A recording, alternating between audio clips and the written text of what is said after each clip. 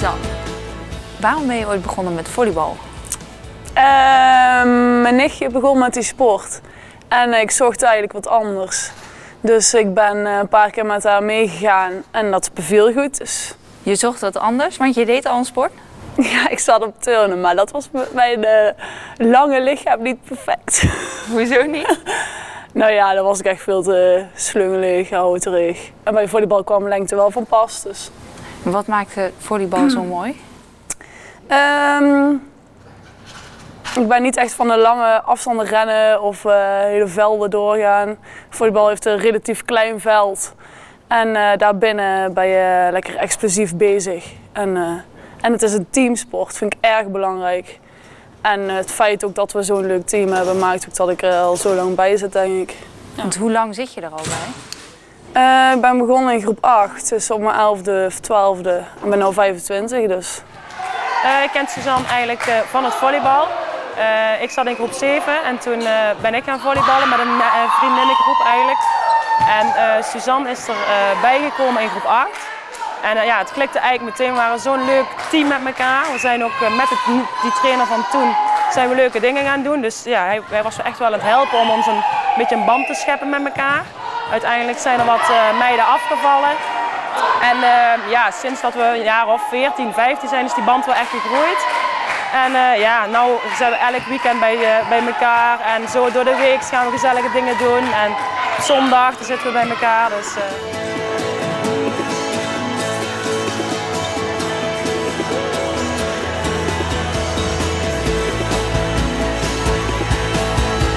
Wat doe je naast volleybal? Nou, ik werk in het onderwijs. Nu nog één dag in de week op basisschool de Vlaswei. En daarnaast doen wij ook met het team nog heel veel dingen buiten het volleyballen om. We gaan vaak op stap, weekendjes weg of we hebben weer iets anders leuks op het programma. We gaan samen eten, maakt niet uit. Dus. En anders hang ik gewoon eens een avondje lekker thuis op de bank. Dat is ook niet verkeerd. Wat is Suzanne voor speelster? Suzanne is een hele goede midvoor. En een van de belangrijkste taken is met de midvoor op een gegeven moment de blokkade, daar is ze heel sterk in.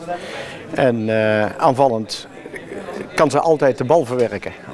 En dat is heel essentieel. Wat voor rol heeft zij binnen het team?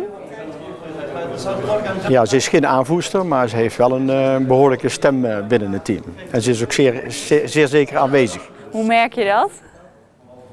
Ja, dat is in het geheel tijdens als we bij elkaar zitten of tijdens de training of zo. Dus ze is heel duidelijk ook aanwezig. Maar er zijn ook goede pluspunten. Dus, Suzanne is wel in het begin, zeg maar, als de wedstrijd begint, goed rustige speelster. Ze kijkt alles goed en ze overziet de dingen. En daarnaast is ze echt heel erg fanatiek. Dus zodra dat fluitje gaat, dan gaat ze ervoor. En dan wordt het echt wel een fanatieke volleybalster. En buiten het veld om, hoe is ze dan als persoon? Ja, dan is ze echt spontaan, leuk, maar ook ja, ze vraagt of ze ziet meteen aan mensen als er iemand met iets is. En ja, ze is echt topwijf, zeggen wij altijd.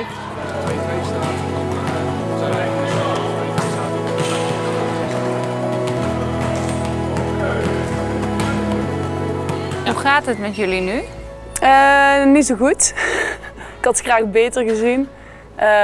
Ja, we hebben de afgelopen 2 jaar een aantal spelers zien vertrekken. Zijn hoger gaan spelen of bij een andere club.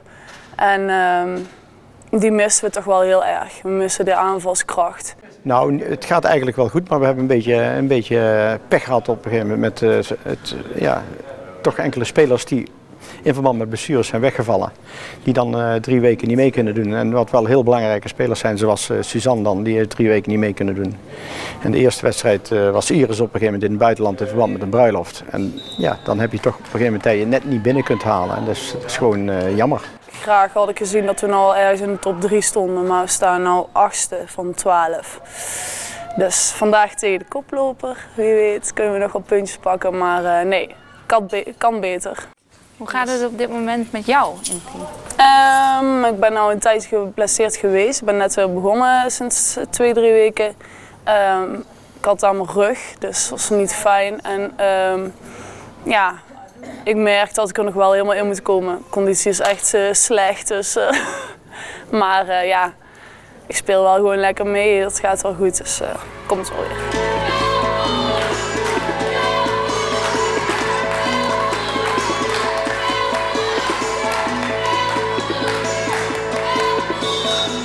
Jouw vriend Bart, die volleyt hier ook. Hebben jullie elkaar ook zo leren kennen? Nee, we hebben elkaar leren kennen in het podium vroeger nog, dus dat is alweer even geleden. Ja, hij zat toen wel al op volleybal en ik ook, ja. Maar we kenden elkaar daar niet van, nee. Hoe is dat, samen bij de volleybalclub zitten? Nou, we trainden eerst eigenlijk altijd op andere avonden, dus we kwamen elkaar in de sporthal ook alleen op zaterdagen tegen na de wedstrijd. En sinds dit jaar trainen we voor het eerst pas gelijk, dus dat geeft ons wel wat meer tijd door de week samen. En verder, ja, op de zaterdag is het echt super gezellig, want dan zijn we er gewoon allebei. Maar van trainingen door de week krijgen we van elkaar weinig mee. Suzanne en jij allebei op volleybal, dat moet dan wel gespreksonderwerp nummer 1 zijn thuis. Nou, dat valt wel mee. We spelen wel al bij volleybal, maar dat is niet hoofdprioriteit, nee. Kijk je daar nou ook anders naar een wedstrijd die Suzanne speelt? Iets fanatieker denk ik, omdat je natuurlijk toch hoopt dat ze goed speelt en de wedstrijden gaat winnen. Dus... Hoe is Suzanne als speelster? Fanatiek, heel fanatiek. Ze wil alles winnen.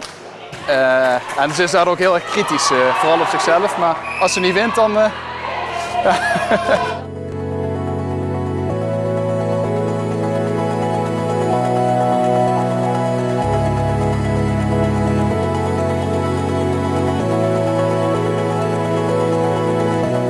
Hoe is ze buiten het veld, maar dan wel in het team?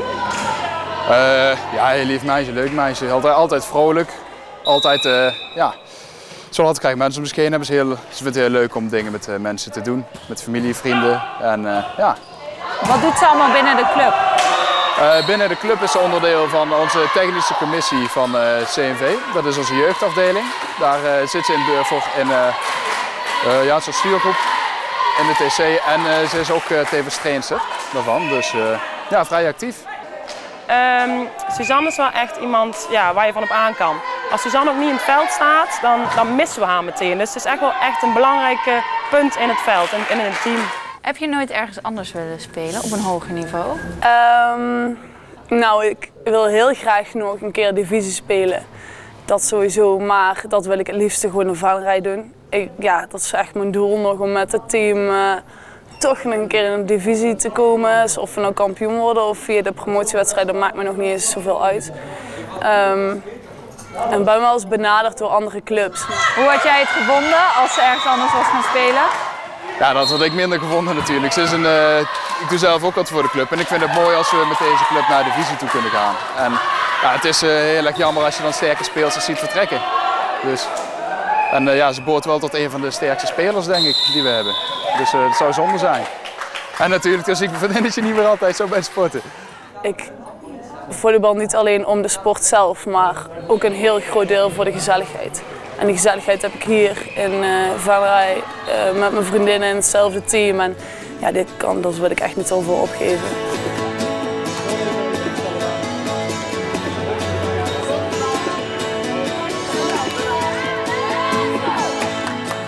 Wat is jullie doel nog voor dit seizoen?